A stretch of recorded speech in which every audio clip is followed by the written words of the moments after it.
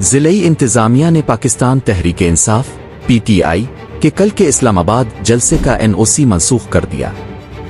इलामिये के मुताबिक chief commissioner Islamabad की ज़ेर सदारत होने वाले इजलास में एनओसी मनसूखी का फैसला किया गया। इलामिये के मुताबिक एनओसी मनसूखी का फैसला डिस्ट्रिक्ट इंटेलिजेंस कमेटी की रिपोर्ट पर किया गया है। इलामिये में कहा गया है कि बांग्लादेश क्रिकेट टीम इस्लामाबाद में है। इस हवाले से शदीद सिक्योरिटी तहफ़्फ़ुज़ात हैं। ज़िलई इंतज़ामिया इस्लामाबाद का कहना है कि जलसे के हुजूम को कंट्रोल करना मुश्किल हो जाता है। चंद दिन कबल भी मुज़ाहिरीन सुप्रीम कोर्ट पहुंच गए थे। उन हालात में जलसे की इजाज़त नहीं दी जा सकती। ख्याल रहे कि तहरीक-ए-इंसाफ ने इस्लामाबाद में 22 अगस्त को जलसे का ऐलान कर रखा है।